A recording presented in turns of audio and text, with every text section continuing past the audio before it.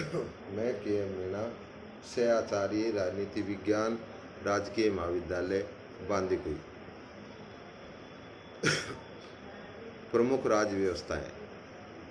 BA part second, paper first.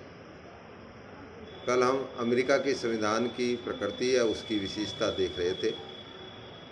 आज हम America के संविधान की जो एक प्रमुख विशेषता है, जिसमें शक्ति पृथक्करण, नियंत्रण और संतुलन का सिद्धांत देखने को मिलता है। अमेरिका का संविधान शक्ति पृथक्करण, नियंत्रण और संतुलन के सिद्धांत पर आधारित है। जब अमेरिका का संविधान बन रहा था तो संविधान निर्माताओं के सामने एक सबसे बड़ी समस्या थी कि व्यक्ति के अधिकार और उसकी स्वतंत्रता की रक्षा कैसे की जाए। वे शक्ति के केंद्रीकरण को मानव स्वतंत्रता और अधिकार में सबसे बड़ी बाधा मानते थे। इसलिए उन्होंने मॉन्टेस्क्यू द्वारा प्रतिपादित शक्ति पृथक्करण को अमेरिका की राज्य व्यवस्था में स्थान दिया। और संविधान सभा के एक सदस्य मेडिसन ने कहा कि हम मॉन्टेस्क्यू की अदृश्य छाया से प्रेरणा ग्रहण कर रहे हैं। इसलिए अमेरिका के संविधान में शक्ति पृथक्करण, नियंत्रण और संतुलन के सिद्धांत की विस्तृत व्याख्या की गई है। अमेरिका के संवैधानिक और व्यावहारिक दोनों दृष्टि से एक तरफ शक्ति पृथक्करण के सिद्धांत को अपनाया। संविधान की पहली धारा में स्पष्ट रूप से अनुच्छेद 1 में कहा गया कि संयुक्त राज्य अमेरिका की व्यवस्थापन संबंधी समस्त शक्तियाँ वहाँ की कांग्रेस में नियत होंगी। अमेरिका के संविधान की धारा 2 में कहा गया कि संयुक्त राज्य अमेरिका की कार्यपालिका संबंधी समस्त शक्तियाँ वहाँ के राष्ट्रपति में नियत होंगी। दूसरी ओर अनुच्छेद 3 में कहा गया कि अमेरिका की न्यायपालिका संबंधी जो समस्त शक्तियाँ हैं वह सर्वोच्च न्यायालय में नियत होंगी। इस प्रकार संविधान में अनुच्छेद 1, अनुच्छेद 2, अनुच्छेद 3 में शक्ति पृथक्करण के सिद्धांत को स्थान दिया। व्यवहारिक रूप में उनकी मान्यता थी कि संवैधानिक आधार के आधार पर व्यवहारिक दृष्टि से इस सिद्धांत को कैसे लागू किया जाए। इसलिए वहाँ की जो व्यवस्थापिका है उसका सीनेट और प्रतिनिधि सभा दोनों का कार्यकाल निश्चित किया गया। राष्ट्रपति का निर्वाचन 4 साल के लिए होता है, लेकिन एक बार निर्वाचन होने के बाद में उसको हटाया नहीं जा सकता है। हालांकि महाभियोग की प्रक्रिया है, लेकिन एक जटिल प्रक्रिया है। आज तक संयुक्त राज्य अमेरिका में कोई राष्ट्रपति को महाभियोग के द्वारा नहीं हटाया गया है। न्यायपालिका के न्यायाधीशों का चुनाव राष्ट्रपति के द्वारा किया जाता है, लेकिन एक बार नियुक्त होने पर वो आसानी से नहीं हटाए जा सकते हैं।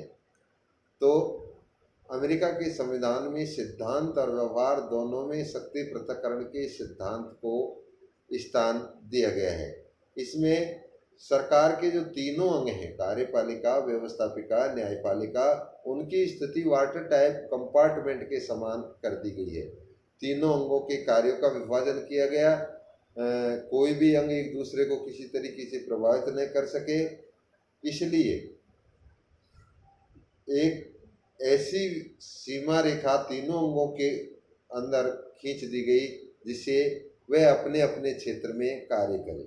जैसे व्यवस्थापिका का कार्य कानून का निर्माण करना है, वह अपने क्षेत्र में ही कार्य करे, दूसरे के कार्यों में हस्तक्षेप न करे और अपने जो दायित्व दिए गए हैं उनका वो संपादन करे। इसी प्रकार कार्यपालिका संबंधी शक्ति राष्ट्रपति में, तो राष्ट्रपति भी अपने क्षेत्र के कार्यों को करे और वो न तो व्यवस्थापिका और न्यायपालिका को प्रभावित नहीं कर सकता है। इसी प्रकार की स्थिति न्यायपालिका की है। न्यायपालिका भी कांग्रेस और वहाँ के राष्ट्रपति के कार्य और व्यवहार को प्रभावित नहीं कर सकती है। इसलिए शक्ति पृथक्करण का सिद्धांत स्पष्ट रूप में संयुक्त राज्य अमेरिका की राज्य व्यवस्था या वहाँ के संविधान में देखने को मिलती है। जब अमेरिका का संविधान बन रहा था, एक तरफ तो वो व्यक्ति की स्वतंत्रता और अधिकारों की रक्षा के लिए शक्ति पृथक्करण को स्थान दे रहे थे, तो उनके दिमाग में ये आया कि हो सकता है कोई भी अंग अपने क्षेत्र में ही निरंकुश हो जाए।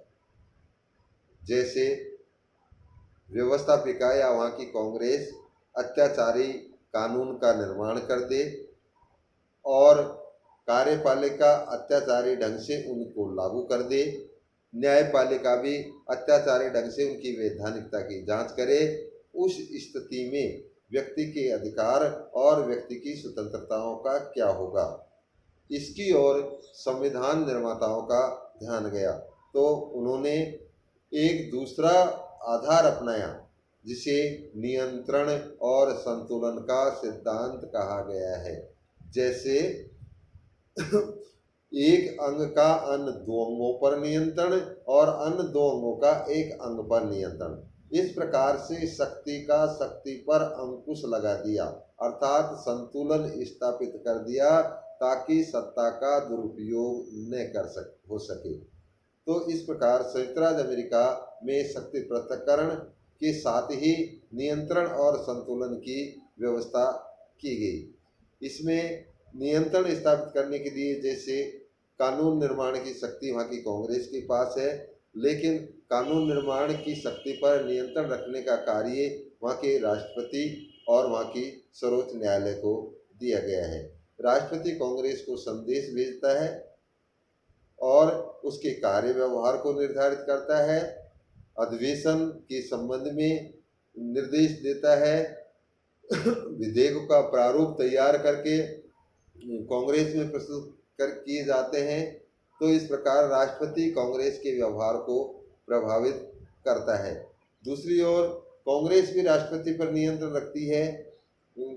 कांग्रेस के द्वारा बनाए गए कानून राष्ट्रपति उनके आधार पर अपनी प्रशासनिक प्रक्रिया का संचालन करता है और कांग्रेस महाभियोग का प्रस्ताव पास करके राष्ट्रपति को हटा भी सकती है। इस प्रकार कांग्रेस का कार्यपालिका पर नियंत्रण और कार्यपालिका द्वारा वहाँ की व्यवस्थापिका अर्थात कांग्रेस पर नियंत्रण स्थापित किया गया है। इसी प्रकार न्यायपालिका के ऊपर कांग्रेस और कार्यपालिका अर्थात राष्ट्रपति का भी नियंत्रण है। राष्ट्रपति उस न्यायाधीशों की नियुक्ति करता है, कांग्रेस उनको महाभियोग के द्वारा न्यायाधीशों को हटा सकती है, इसलिए नियंत्रण स्थापित है। दूसरी तरफ सर्वोच्च न्यायालय भी वहाँ की कार्यपालिका और व्यवस्थापिका के ऊपर नियंत्रण रखती है। वहाँ की न्यायपालिका राष्ट्रपति के कार्यों को अवैधानिक घोषित कर सकती है। वहाँ की कांग्रेस द्वारा बनाए गए कानून की वैधानिकता की जांच कर सकती है। अगर अवैध तरीके से कानून का निर्माण किया जाता है तो उसे रद्द कर सकती है। तो इस प्रकार से चेक और बैलेंस की थ्योरी संयुक्त राज्य अमेरिका के संविधान में स्थापित की गई है। तो संयुक्त राज्य अमेरिका के संविधान में एक और शक्ति का दुरुपयोग को रोकने के लिए शक्ति पृथक्करण के सिद्धांत को अपनाया, दूसरी ओर शक्तियों का दुरुपयोग को रोकने के लिए नियंत्रण और संतुलन के सिद्धांत को स्थान दिया।